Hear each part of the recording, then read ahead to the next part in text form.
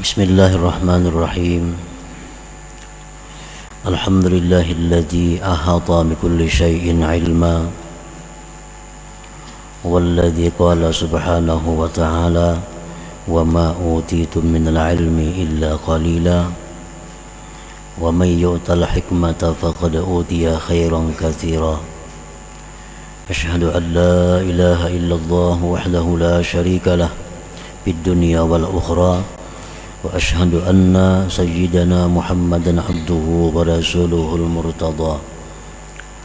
Allahumma salli wa sallim wa barik ala sayyidina Muhammadinil amin ala wahyis sama wa ala alihi wa sahbihi wa dhurriyyatihi wa man ihtada, amma ba'd.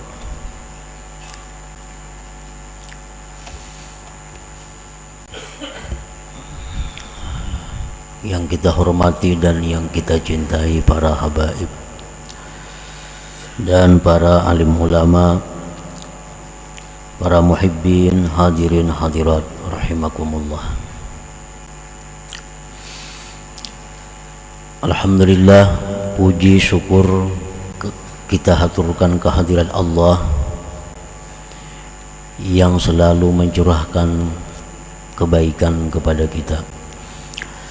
Salawat dan salam kepada junjungan kita Nabi besar Muhammad sallallahu alaihi wasallam dan kepada seluruh keluarga, para sahabat, zurriyat dan pengikut beliau sampai hari akhir. Para muhibbin rahimakumullah, al-hikmatu tsaminatu wasittun minal hikamil ataiyah, qala al-imam Ahmad ibnu Athaillah Sakandari rahimahullah wa nafa'ana bi ulumih. Hikmah yang ke-68 dari Al-Hikam, berkata Imam Ahmad ibnu Athaillah As-Sakandari rahimahullah, nafa'ana bi ulumih. Man ra'aitahu mujiban an kulli ma yus'al wa mu'abbiran an kulli ma syahid wa dzakiran li kulli ma alim fastadilla bihi ala wujudi jahlih. Yang artinya, barang siapa yang kamu lihat akan dia, menjawab dari tiap-tiap yang ditanyakan, dan mengibaratkan dari tiap-tiap yang dia saksikan, dan menyebut bagi tiap-tiap yang dia ketahui, maka jadikanlah itu dalil atas adanya kebodohan orang tersebut.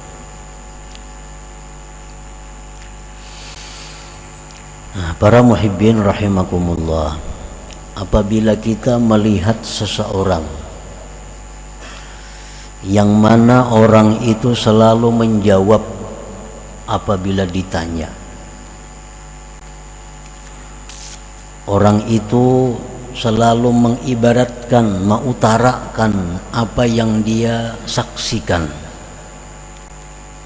dan orang itu selalu menyebutkan bagi tiap-tiap ilmu pengetahuannya, maka jadikanlah itu bukti atas kebodohan orang tersebut.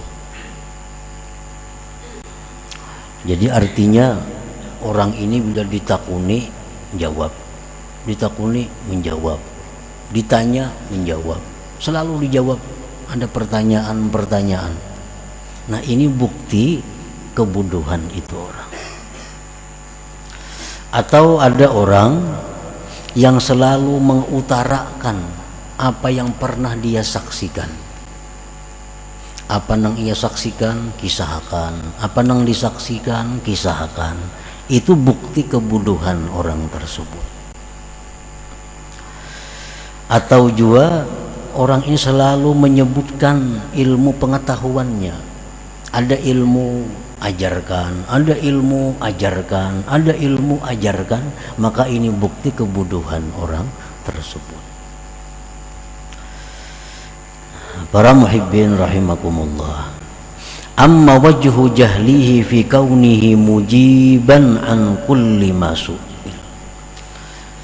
An kulli masu'il fa innal ijabata an kulli su'al yaqtadil ihatata bil ma'lumat wa dzalika muhalun li ghairillahi ta'ala. Faqad qala ta'ala wa ma utitum minal ilmi illa qalila.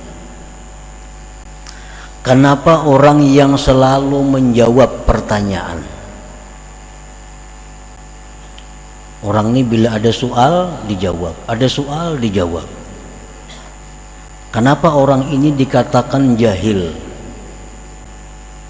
Karena menjawab setiap pertanyaan itu menuntut akan meliputi dengan yang diketahui.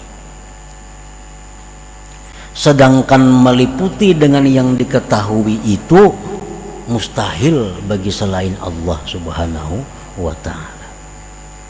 Karena Allah berfirman, tidaklah diberi kamu dari ilmu melainkan sedikit.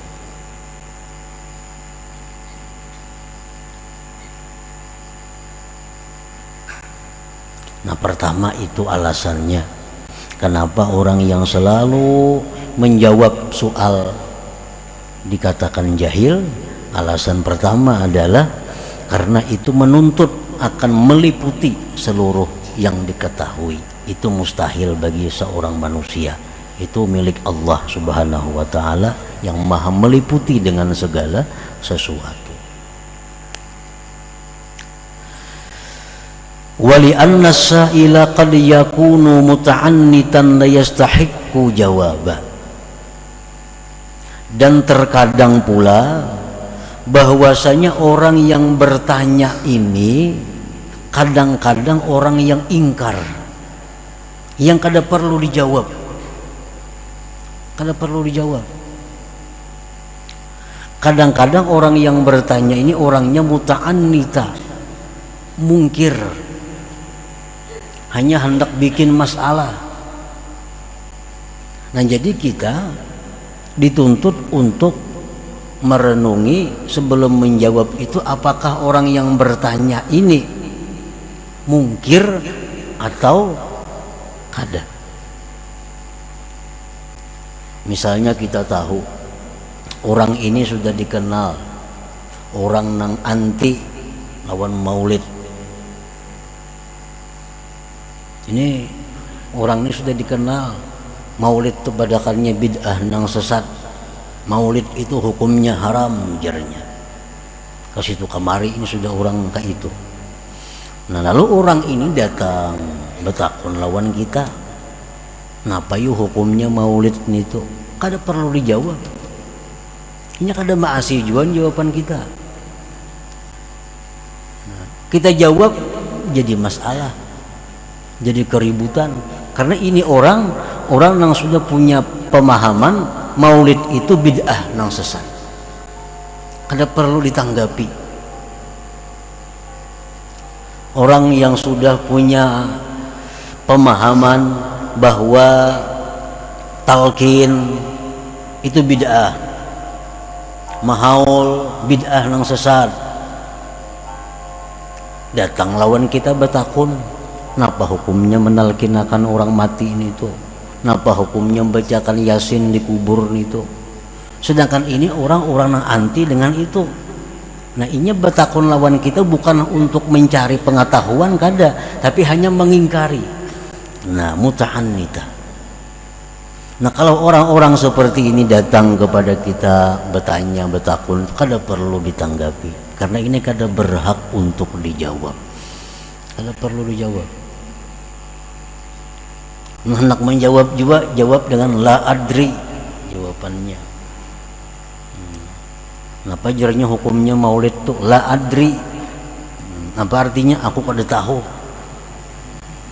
Bukan kada tahu hukumnya, kada tahu ikam ini pintar kah kada kah? Nah, itu maksudnya la adri. Imam Malik radhiyallahu anhu Beliau didatangi seseorang, orang itu bertanya kepada Imam Malik 32 masalah, 32 soal ditakunakan lawan Imam Malik. Sidin jawab 3, sisanya 29 Sidin jawab dengan la adri, kok kada tahu, kok kada tahu, ini kok kada tahu, aku kada tahu. 29 soal dijawab dengan tidak tahu, hanya 3 Sidin jawab. Ini bukti orang alim, bukti orang yang arif, kada selalu menjawab apa yang ditanyakan orang itu.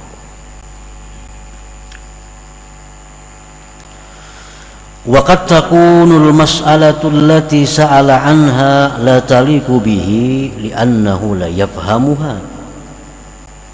Dan terkadang pula masalah yang ditanyakannya itu tidak patut dengan dia. Nah, tidak patut dengan dia karena dia kada mengerti masalah itu. Ini kalau dijawabnya kada mengerti juga jawabannya. Kalau dijawabnya kada mengerti, nah kada perlu dijawab.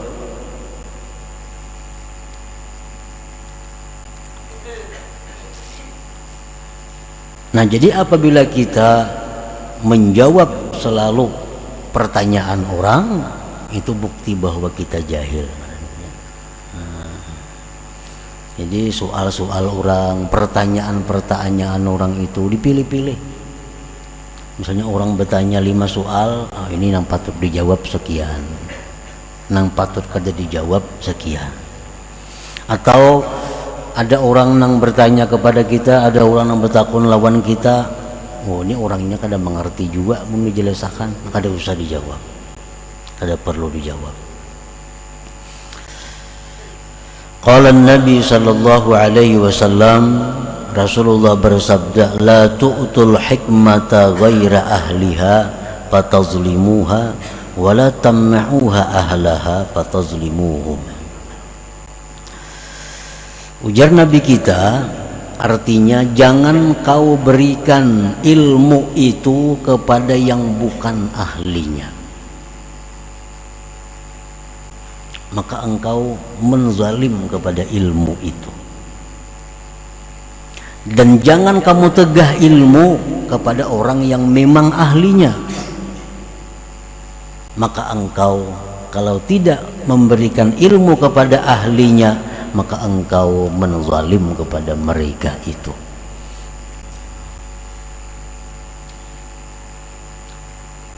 Jadi kada sembarang kita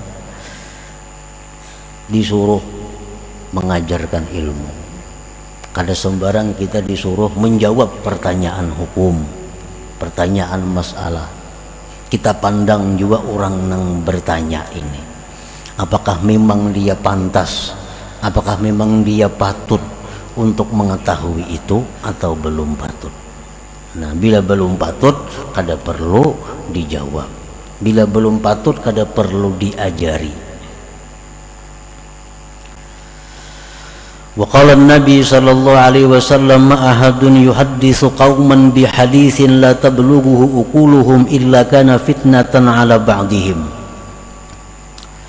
Ujar Nabi lagi, tidak ada seseorang yang menceritakan, mengajarkan kepada satu kaum, kepada satu umat dengan satu hadis, satu ilmu yang tidak sampai kepada ilmu itu akal mereka, melainkan itu menjadi fitnah atas sebagian mereka.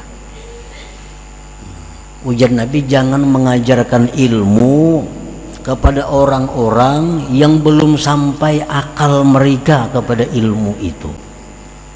Kalau kau ajarkan kepada mereka, itu akan menjadi fitnah,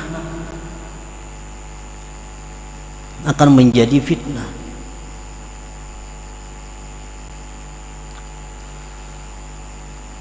Ilmunya baik, ilmunya kada salah.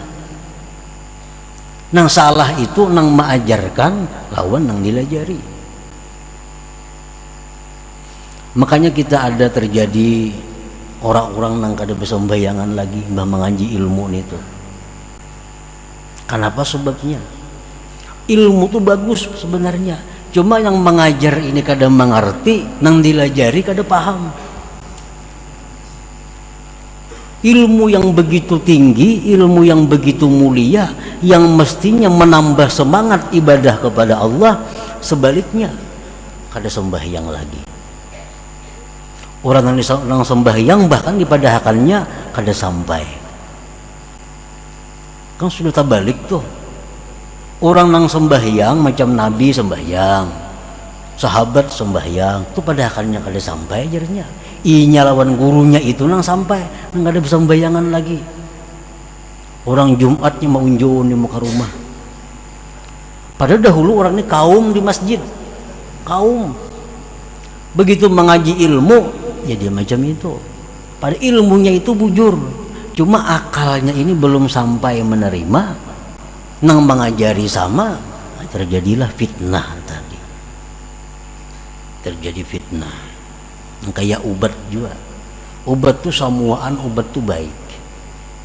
Tapi asal dokter nang memberi ini orangnya bujur-bujur dokter sesuai dosisnya kepada nang diberi.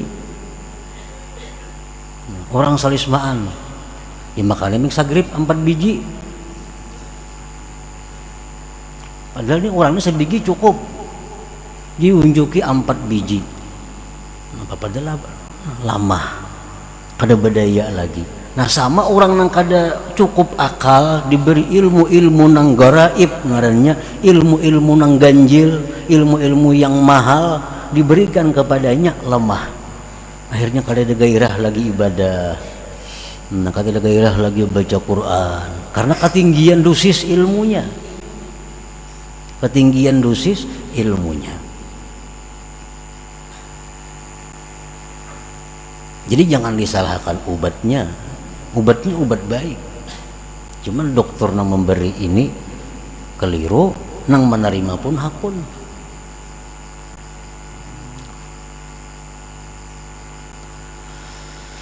Wa qala Asy-Sya'bi radhiyallahu anhu la tamna'ul ilma ahlah fata'thamu wa la tuhadditsu ghaira ahli fata'thamu. Jangan kamu cegah ilmu itu kepada orang yang berhak, maka engkau berdosa. Nah, orang ini memang berhak. Orang ini akalnya sudah cukup.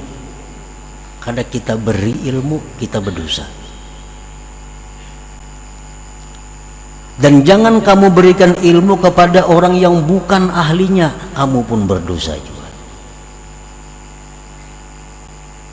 Nah jadi kada kawa setiap pertanyaan-pertanyaan itu dijawab.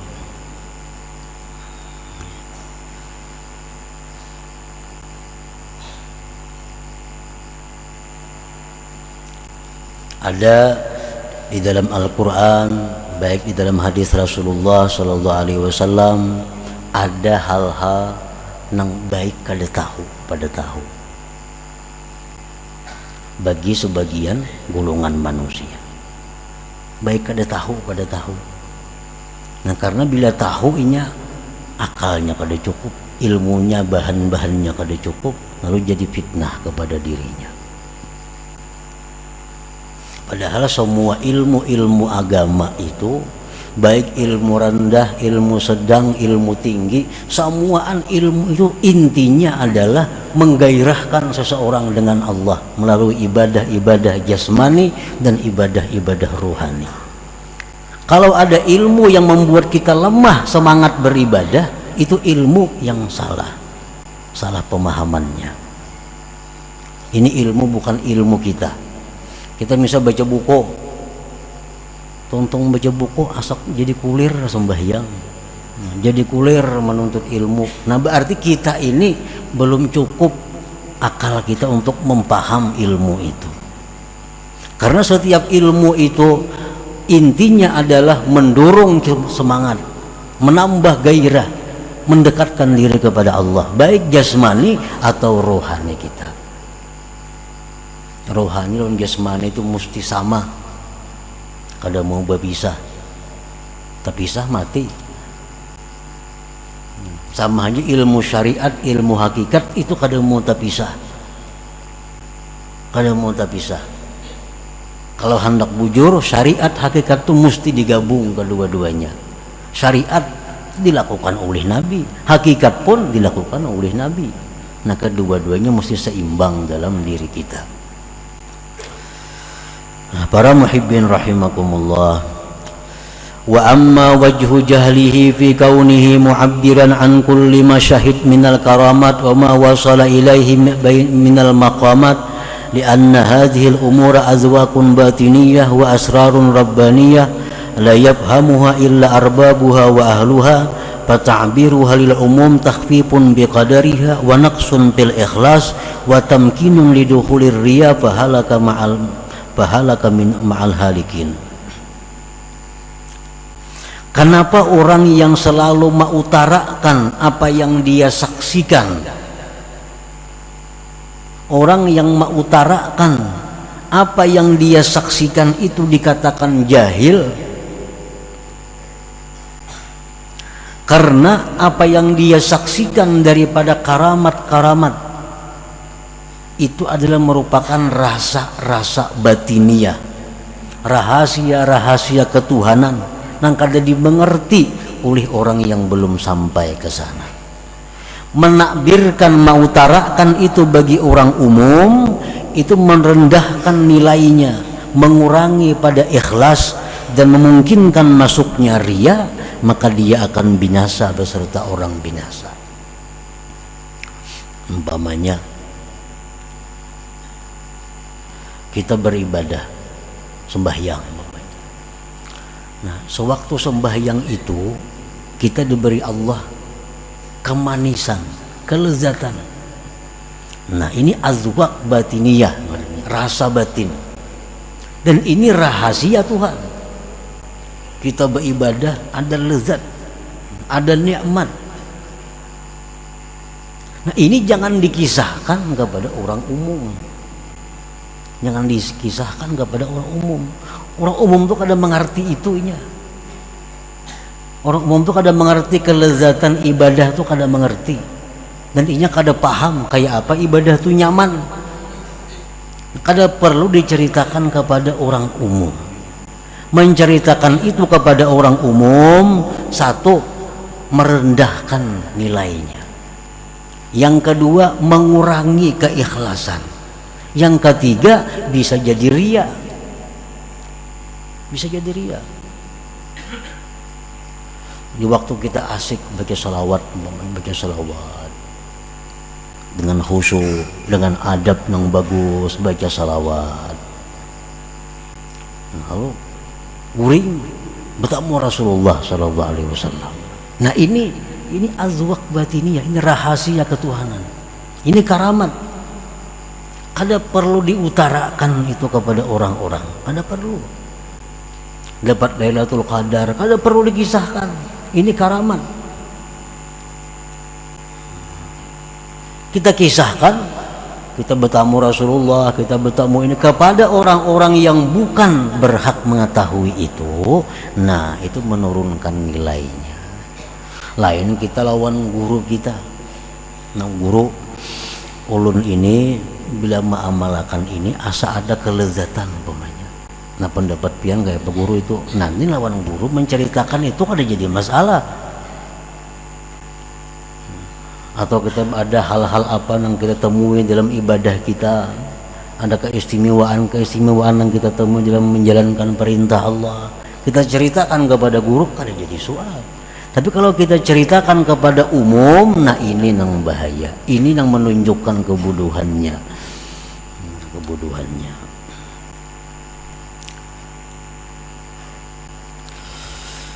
Wa amma wajhu jahlihi fi kaunihi dzakiran likulli ma'alim minal haqa'iq wal ulum wal ma'arif li'annahu jahila biqadariha wastakhabba sya'naha falau kanat indahu rafi'atan azizah ma'abshaha li ghairi ahliha. Adapun orang yang selalu menyebutkan tiap-tiap ilmu yang diberikan Allah kepadanya disebut jahil, bodoh. Ini dapat ilmu kisahkan, dapat ilmu kisahkan, dapat ilmu kisahkan. Ini orang bodoh. Kenapa bodohnya? Karena dikatakan bodoh, inya kada tahu nilainya ilmu ma'rifat itu. Ilmu ma'rifat itu sangat tinggi nilainya, dan jangan dikisahkan, jangan diungkap, dibuka kecuali kepada orang-orang yang berhak untuk mengetahuinya.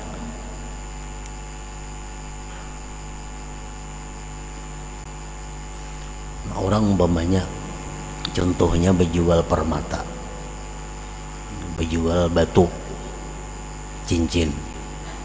Nah, inyani ada berisi yakut nang harga 1 juta ada berisi yakut nang harga 500.000 ada berisi yakut nang harga 100.000 ada berisi yakut nang harga 100 juta banyak berisi batu.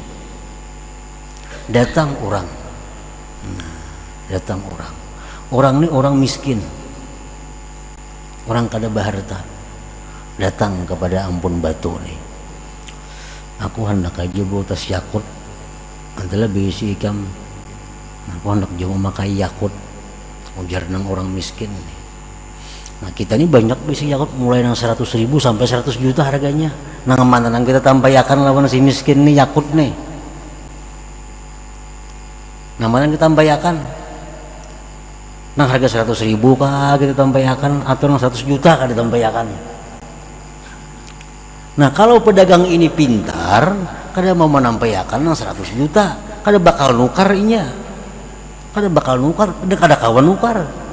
Nah ini berhubung ini orang miskin, nah ada yakut, nah ini bagus, berapa 100.000 harganya, nah bisa berjadian itu, karena akalnya 100.000, akal orang hanya seitu. Nah demikianlah ilmu artinya. Ilmu kayak itu, ada ilmu nang gana-gana, ada ilmu nang sedang-sedang, ada ilmu nang disebut gara ibul ilim, ilmu nang ganjil, ilmu nang mahal. Nah ilmu nang mahal ini hanya bisa dikisahkan, diajarkan kepada orang-orang nang punya harta. Artinya punya harta, punya akal, punya akal. An-nasu salasatu aqsam, awamun wasalik wa arif. Manusia itu ada 3 golongan. Ada disebut orang awam, ada disebut orang salikin, ada disebut orang arifin. Nah, orang awam orang kebanyakan manusia. Salik orang yang sudah mulai menata hidup di jalan Allah. Arif orang yang sudah sampai ke tujuannya. Nah Rasulullah sallallahu alaihi wasallam bersabda, umirna an nukhatiban nas ala qadri uqulihim. Ujar Nabi, kami disuruh menghitab manusia, menceramahi manusia, memandiri manusia atas kadar akal mereka. Ini akal orang awam, akal orang salikin, akal orang yang sudah ma'rifat. Contohnya mislu la ilaha illallah. Inna lil awam laha makna, walisalik laha makna, walil arif laha makna. La ilaha illallah. Untuk orang awam itu ada maknanya. Untuk orang salikin ada maknanya. Untuk orang arif ada maknanya.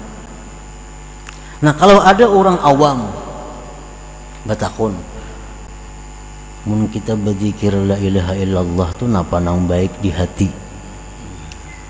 Ujar orang ini betakun lawan kita, ini orang awam, orang yang kada menuntut ilmu hidupnya, hanya tahu garis besar hukumnya.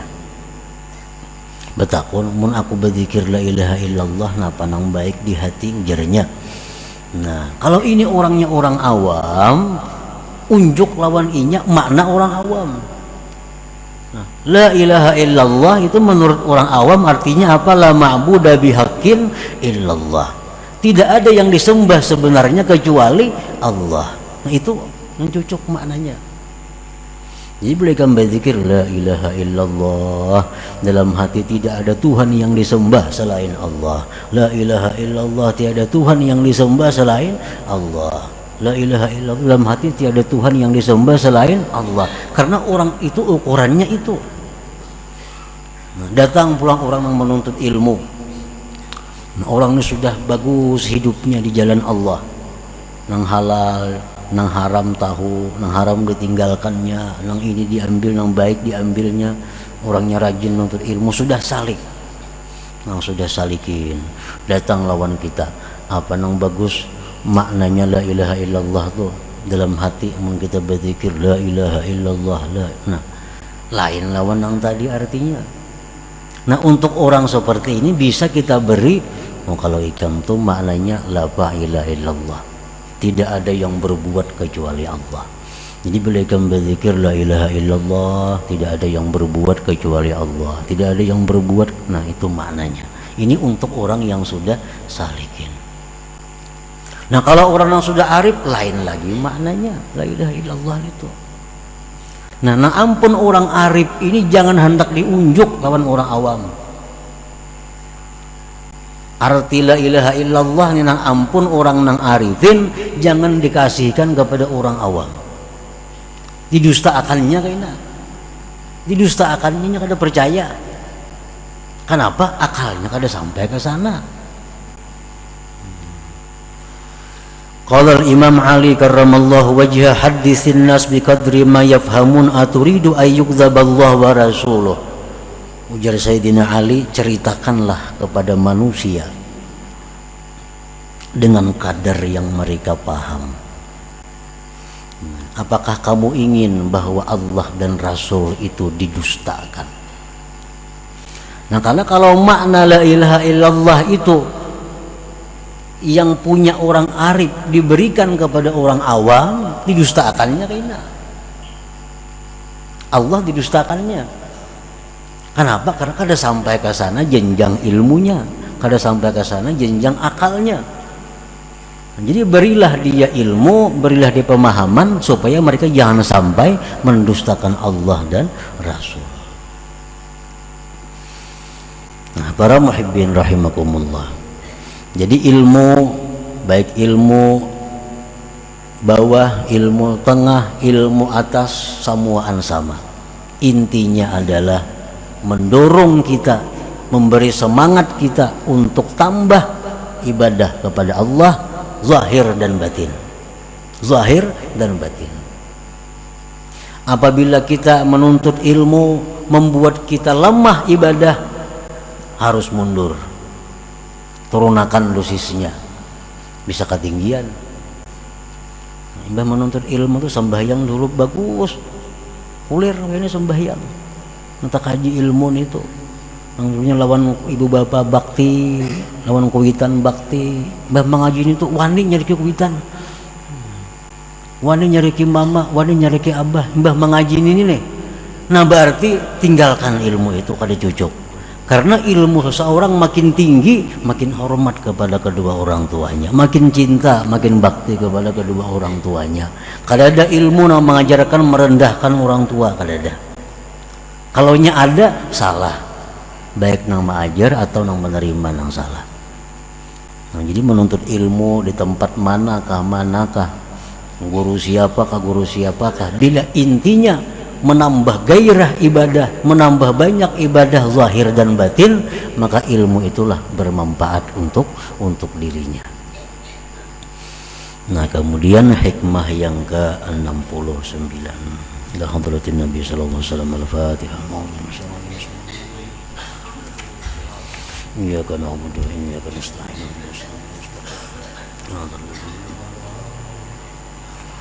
Ya Allah biha, ya Allah biha, ya Allah bihusnil khatimah.